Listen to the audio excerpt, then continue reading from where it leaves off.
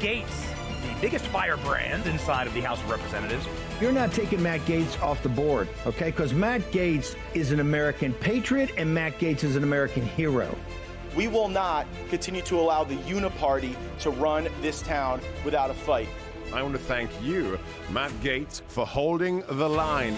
Matt Gaetz is a courageous man. If we had hundreds of Matt Gaetz in D.C., the country turns around. It's that simple. He's so tough, he's so strong, he's smart, and he loves this country. Matt Gaetz. It is the honor of my life to fight alongside each and every one of you. We will save America. It's choose your fighter time. Send in the Firebrands.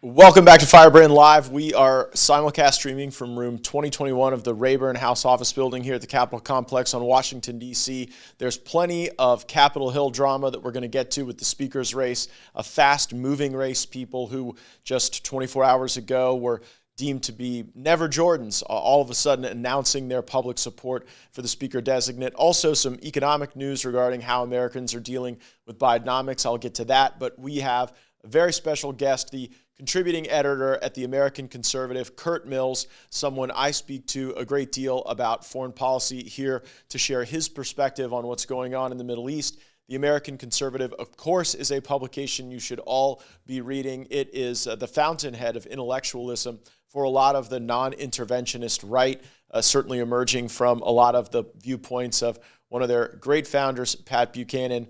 Curt, thanks so much for joining me. You've got a thought-provoking piece at the American Conservative, The Bear Scenario for Israel.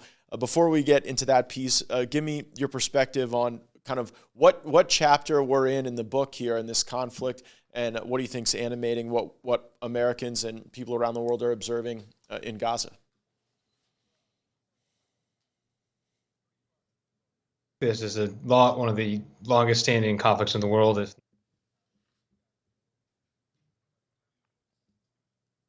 The last 10 days, I think everyone's just sort of waiting. The Israeli response so far, needless to say, already 1,000 plus Palestinians have died, has been relatively restrained. We haven't seen the Israelis go in and try to occupy the place, Gaza, door to door, a la, the U.S. in Iraq or in Fallujah.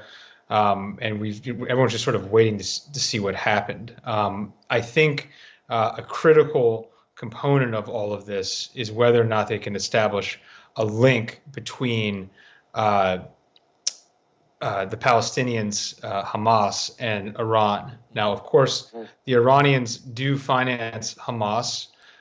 There is interchange there, but that is a completely different situation than allegations that there was pretty close coordination, that there were meetings in places like Beirut, and that the Iranians had final say so.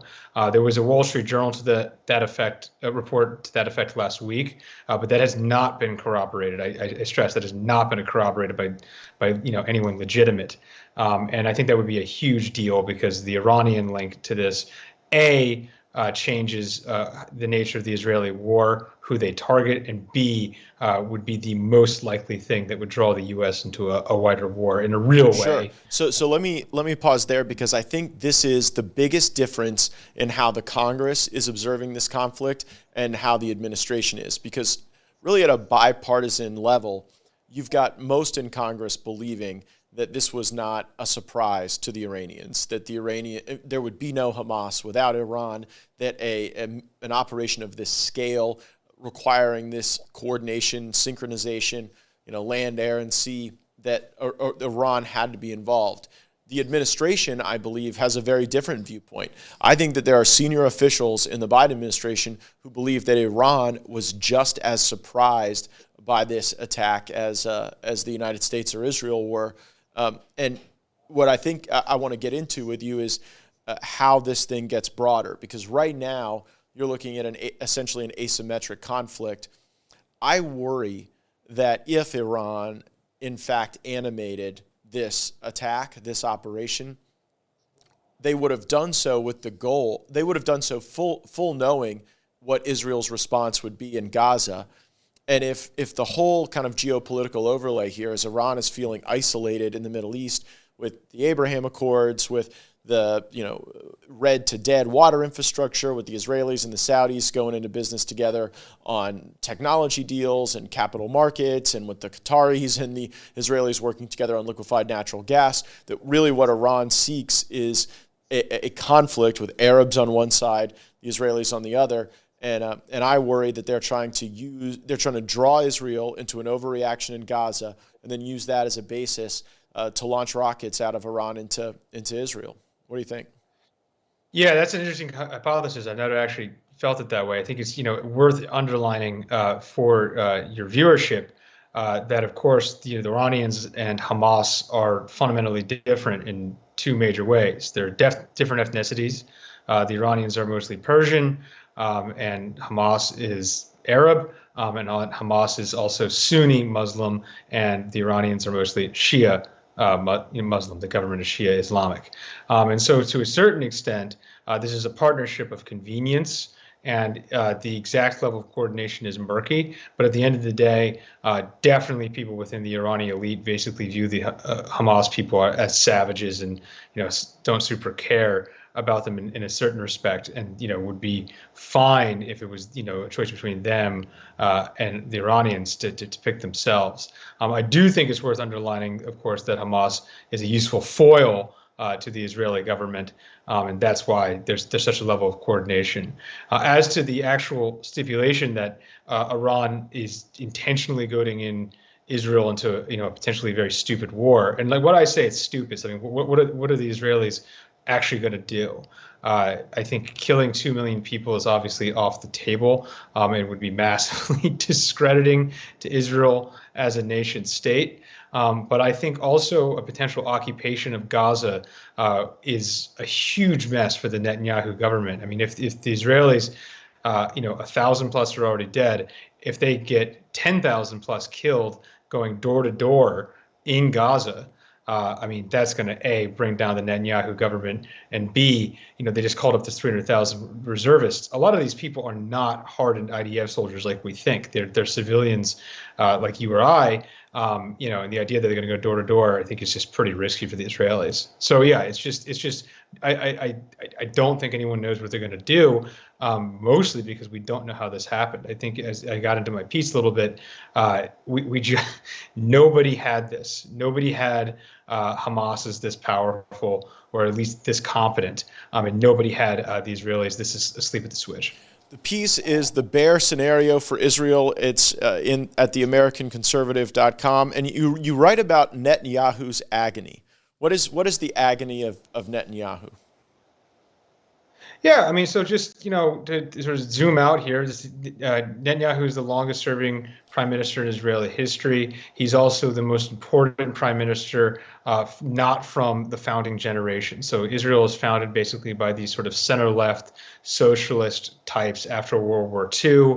And Netanyahu is obviously a break. He is a secular person himself. He's not particularly religious, but he has forged a merger of basically hardline right-wing Israeli nationalists with some of the most religious people in the society. And Israel had really begun crafting itself as a sort of, basically very different Western civilization at a time when Western birth rates are falling off the cliff, and a lot of people in the West, as I'm sure you're aware, are sort of self-hating and not proud of their countries. The Israelis have been really going in another direction with some controversy. There have been massive protests within Israel, but it appeared that Netanyahu, he overperformed in last year's elections and came back to power, really was on kind of on the glide path to forge a new country. I think now the idea that his principal claim to fame, that he is the security guy, was undermined is a big deal. And I think there's a sort of bias that the Palestinians are incompetent and are just going to get the Israelis are going to wipe the floor with them. I think the Palestinians are going to suffer massive fatalities, but in a certain sense, this could be pretty close to checkmate in terms of what the Israelis are actually going to do. I mean, how are they going to take out all of Hamas. I mean, they may be able to do it in Gaza, but are they going to assassinate the Hamas political leadership in Qatar? And I mean, I think that's just a real crossing of the Rubicon and pretty dangerous stuff. One of the questions you ask in the piece, what if Israel in this period ends up being remembered as Russia? Very provocative. How do you think the tactics and the kind of judgment of history will weigh on these endeavors? Yeah, so I mean, this is why, covering national security, like you always hear this stuff like, well, the Pentagon did a war game, and it's sort of laughable, all of these projections, given what we know about how a lot of this stuff looks when we actually get on the battlefield. People did not think. The smart set did not think the U.S. was going to struggle as much as it did in Iraq, and the smart set did not think that Russia would struggle as much as it would in Ukraine. And so, yes, Israel, serious country, top five military capabilities pound per pound, intelligence capabilities pound per pound. But in an actual war, full-on war with Hamas, can Israel achieve its objectives and do so at a reasonable cost to its own country? And I think that's an open question, right? Like, because Putin could, take Ukraine by nuking the place and being persona non grata on the global stage. He has elected not to do that. He could also mobilize everybody in Russia to fight for the war and presumably gain territory that way. He doesn't think he can do that. So can Netanyahu do that? Of course, the Israelis don't, concede that they have nuclear weapons, but they do. But can they use nuclear weapons on a territory contiguous to them? Probably not. There was definitely concerns from the Russians doing the exact same thing in Ukraine. It's still pretty close to home to do a nuclear blast. So again, I think Israel comes out of this no matter what. Major civilization, very important, very powerful, but their military options potentially are way more limited than people had even realized. I think Israel comes out of this a larger country, not a smaller country. I think that you're going to have a lot of these Gulf monarchies involved in almost a Marshall Plan for Gaza after the Israelis lay siege to Gaza. And I think it's really interesting you point out like the political goals of Israel right now have to align to what you observe in the military operations, but that there are no real political goals of Hamas. You talk about, quoting now from the piece, it is clear that Hamas has now removed itself from all talks, aside from hostage negotiations, for a ponderable future. Hamas rules Gaza because the majority of the population believes in its agenda. That's a quote that you're bringing from an IDF lecturer. So, with Hamas having no goals, with Israel having goals that have to align to the military operation, how do you think it ends? Well, I mean, again, I think the big question is whether or not there's going to be an Iran war about this. I mean, this is sort of my bugbear and concern. You could definitely see a scenario. I mean, again, zooming back 20 years ago. So if this is Israel's 9/11, the U.S. got into Afghanistan, dispatched the Taliban government from power pretty quickly, chased al-Qaeda out of the country. But of course, the leadership of al-Qaeda, bin Laden famously lived 10 more years. And then in the long run of history, the Taliban is now in charge of the same territory 20 years ago. There is just the danger here of the war widening and people forgetting why this even started. If that does not occur, and Netanyahu is able to run a disciplined operation in Gaza, and what does the disciplined operation look like? Essentially, vaguely limiting civilian deaths in the area and successfully assassinating the leadership of Hamas. So I think the key ones here would be the political leadership in Gaza. There's a head of it who's been in charge of it since the elections in 2006. There is this guy called the Guest, El Deif. They basically move him from house to house. That's why he's called the Guest. If they can get him, and then maybe if they can get the head of basically the Hamas, rival group to the far extreme even of Hamas, the head of Islamic Jihad, then maybe that's going to be enough scalps for them to claim victory. But again, Hamas's political leadership also exists in Qatar, as do a lot of Islamist leaderships throughout the region. I don't think Israel is beginning to countenance a invasion of Qatar or defenestration of the Qatari government, and I think it's not even particularly advisable, because the reality is Qatar serves a useful purpose. It's a moderating force on a lot of these countries, and I mean it didn't come out of just whole cloth. Qatar was allowed to keep the lights on in Gaza because the Israeli government feared the alternative. But now the status quo is obviously unacceptable. I think it's a really important point about how in the Middle East, with these shifting alliances, and you've got the obvious tensions that persist between the UAE and Qatar and the Saudis. The Saudis and the Iranians, perhaps in some sort of de-dollarizing, new phase of their relationship with the Chinese. Very important. I did, before I let you go, Curt, I want to get your reaction to Speaker-designate Jim Jordan putting out a plan for the House of Representatives. He says, additional steps we must take to destroy Hamas and support Israel. Iran sanctions for funding and arming Hamas, enforce existing sanctions on Iranian oil, more interceptors for Israel's Iron Dome, more precision-guided munitions, more ammunition rounds, more intelligence sharing, replenish drained U.S. stockpiles. That's a lot. Your reaction?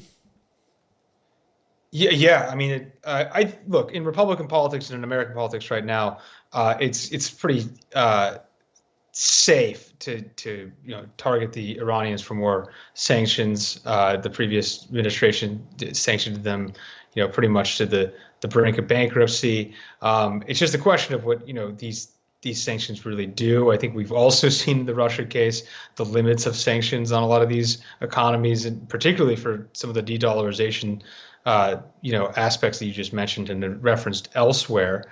I think it will be interesting, though, to see how this all gets kind of framed. I mean, a sort of cut on this that I could see happening is whether or not somebody's going to convince President Biden to enter basically a war of all against all in defense of liberalism, right? Got to fight Ukraine over here, got to do the China war there, and got to take out Hamas and Iran. And then, oh, by the way, we have to take out, the would-be tin pot dictator in our own country who just happens to be our principal political rival.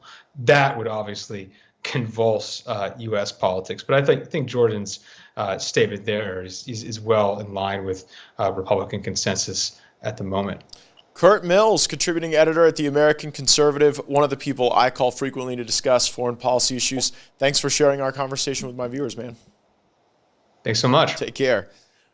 We now are going to react to the latest from FBI Director Christopher Wray. Sasha, go ahead and play that clip. In this heightened environment, there's no question we're seeing an increase in reported threats, and we've got to be on the lookout, especially for lone actors who may take inspiration from recent events to commit violence of their own. So I'd encourage you to stay vigilant, because as the first line of defense protecting our communities, you're often the first to see the signs that someone may be mobilizing to violence. I'd also ask you to continue sharing any intelligence or observations you may have, and on our end, we're committed to doing the same so that together we can safeguard our communities. We are back live. Be vigilant. That's the message from FBI Director Christopher Wray, the very same FBI director who oversaw an organization that turned a lot of anti-terrorism capabilities and functions internally against political opponents, against people who supported the Second Amendment or who didn't want unchecked immigration into our country. Now they're saying, because of our open border, because of threats to the country, keep calling in those tips. I think we need an FBI that's actually focused on potential harm to Americans, not becoming a political enforcement wing of either political party. And unfortunately, that's what we've seen under both Republican and Democrat administrations. The FBI unaccountable, breaking the law, and there's an opportunity cost, and you see it laid bare by the FBI director right there. There's also cost to Bidenomics. And before we get into the ins and outs of the speaker race, we bring you to a tweet that really caught my eye from Unusual Wales. Go ahead and put that up, Sasha. Americans filed more than 39,000 bankruptcy cases in August, an 18% increase from the same point last year. So if Americans are going bankrupt at a considerably higher rate, if our economy isn't growing as we would expect, if inflation remains stubbornly high, it becomes very difficult for the Biden White House to tell you that everything is awesome, that the economy is improving. The reality is that more and more Americans are finding themselves in a circumstance so dire that they are filing bankruptcy at a higher rate. It shows that the interest rates that people are having to utilize to accrue debt are crushing people. There is a direct link between the government spending that I am fighting against and rising interest rates, rising APR, and increased bankruptcies. These things are connected. It's important you know that. And the lived experiences of Americans, I think, are going to be very, very reflective in how people think about the economy, not just some empty White House briefing on the subject. All right, we're going to get into what's going on in the speaker's race, rules changes, big news, Jim Jordan putting out a letter to really try to rally Republicans to his cause. And this is a letter, I'm going to read you parts of it, that showcase where a lot of these discussions are going, what's being highlighted, and how Jordan intends to respond. So it's an October 16 Dear Colleague letter. Jordan says, the principles that unite us as Republicans are far greater than the disagreements that divide us. He continues, the country and our conference cannot afford us attacking each other right now. It is time we unite and get back to work on behalf of the American people.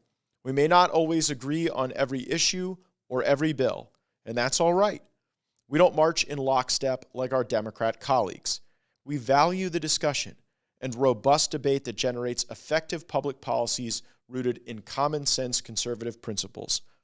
We've discussed frustrations about the treatment of Kevin McCarthy and Steve Scalise and the events of the past month. The role of Speaker is to bring all Republicans together.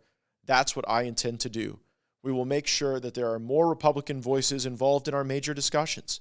Our goal will be to empower our committees and committee chairs to take the lead on the House's legislative work through regular order. This will bring us together to pass responsible legislation to fund our government and support our military. I will tirelessly work to defend and expand our majority and help every Republican member back at home. When Republicans come together, there is no measure to what we can achieve for the American people. Signed, Jim Jordan. And that is the message from the Speaker designate. A closing argument, if you will, before we head to the floor. And there has been a lot of progress. There have been some big breakthroughs. Taking you through the timeline, when Jordan first was in this contest for Speaker following the withdrawal of Steve Scalise from the race, 81 people originally voted against him. They voted for Austin Scott of Georgia, who's now supporting Jim Jordan. We had a ratifying vote thereafter. That 81 had fallen to 55. And time and again, we are seeing people who were in that 55 now say that as a consequence of their one-on-one discussions with Jim Jordan, their interactions with constituents, the feedback they've received from the various groups here and caucuses that they're a member of, they are coming to Jim Jordan's side. Mike Rogers from Alabama has announced his endorsement of Jim Jordan, and we're very excited about that. Neil Dunn of Florida indicated that he will support Jim Jordan.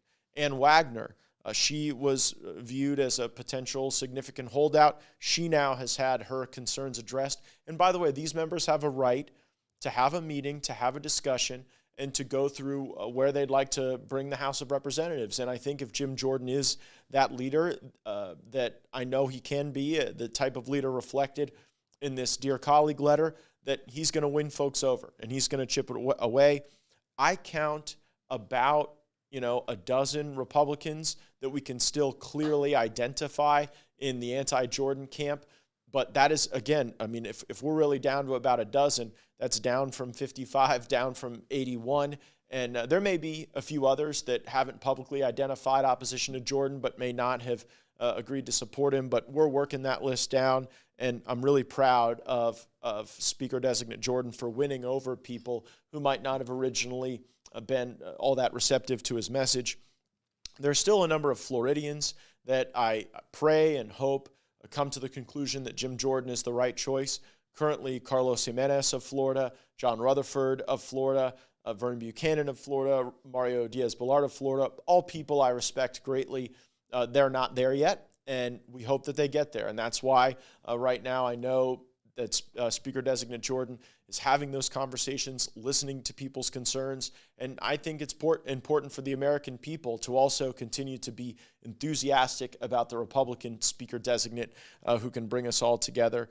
We also hope that my friend Steve Womack, who's out there in Arkansas, a guy I know well, a guy who's helped me with a number of matters in the Congress. We hope that Congressman Womack comes on board, and certainly the Rules Chairman, Tom Cole.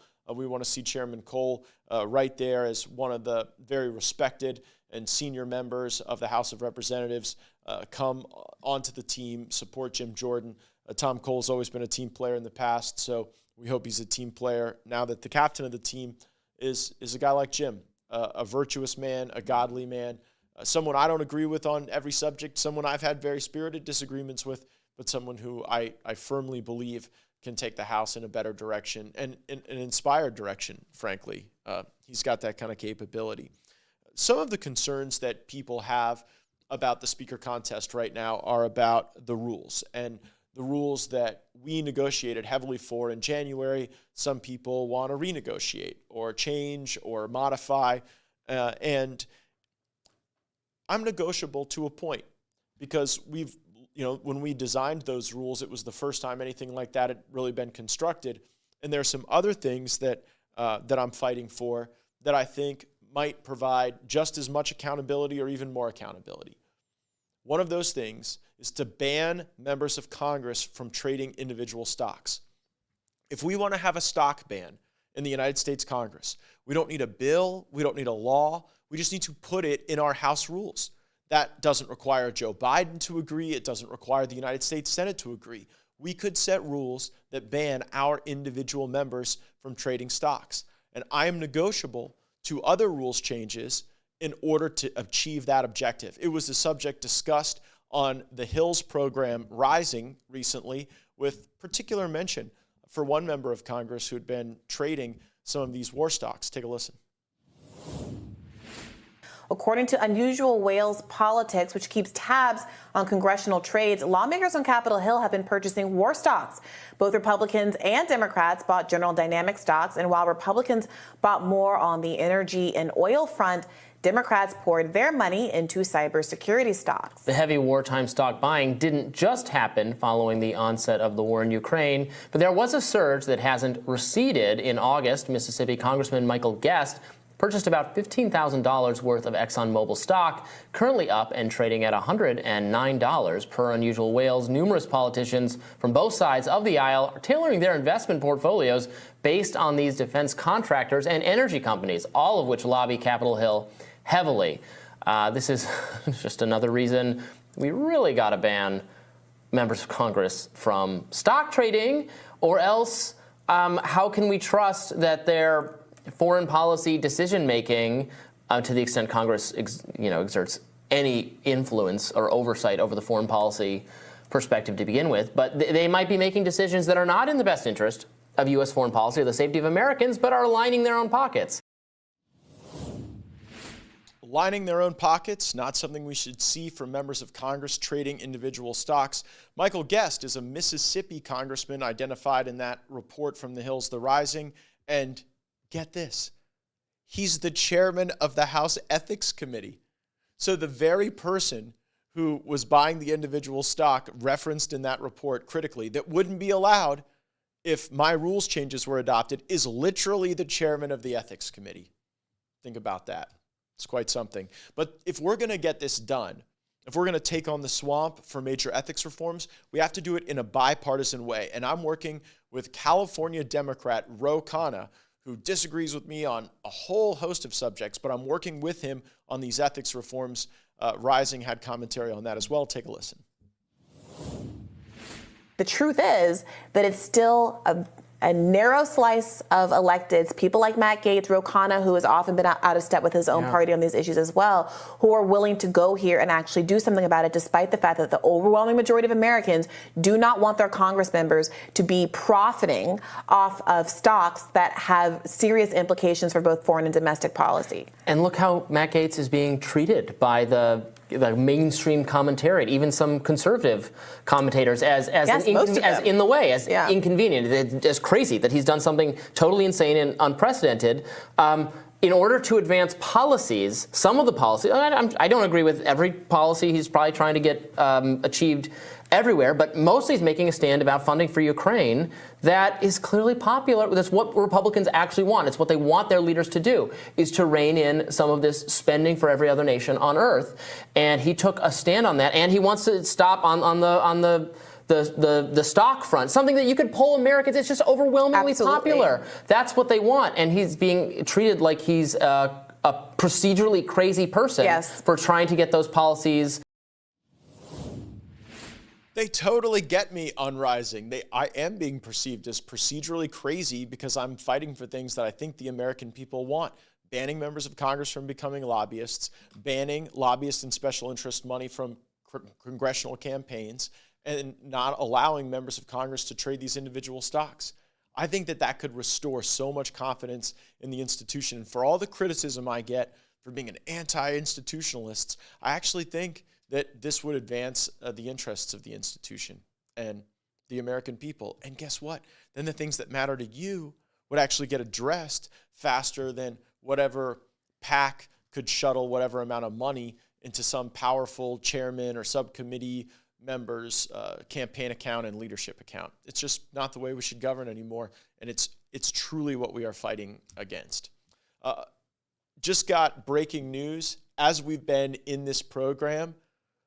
Florida Congressman Vern Buchanan publicly announces his support for Jim Jordan. So that's outstanding. Vern Buchanan, great guy, super generous guy, just one of the warmest hearts you could ever hope to encounter. Now supporting Jim Jordan. Let's hope that the dam breaks with some of my other Florida colleagues who still aren't there yet. Again, we want to encourage them in the most respectful and thoughtful way, because we want to see Jim Jordan get that gavel, assume the speakership, and unite this Republican caucus one step closer, just as we've been talking with Vern Buchanan. There's other breaking news that I want to discuss regarding the legal, lawfare, tortured pursuit of President Trump. There's now a gag order that was issued by Judge Chutkan in the matter that is before the D.C. courts. And in that gag order, she seems to separate things that President Trump can say that constitute protected First Amendment activity and then anything to do with this particular matter. And the line she seems to have drawn is that any mention of any person in any way involved in the fact pattern of January 6th is now somehow off limits for President Trump, whereas he can still categorize the prosecution as politically motivated, and he can make critique generally of the prosecution. One of the people that President Trump is, I guess, limited in talking about is Mike Pence, who's running against President Trump for the presidential nomination. So this gag order is, to date, the most severe effort at election interference that we've observed.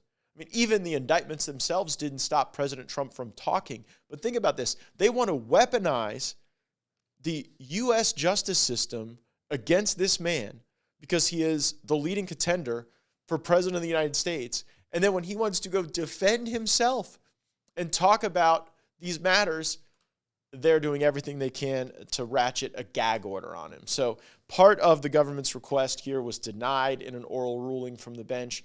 Part of it was affirmed.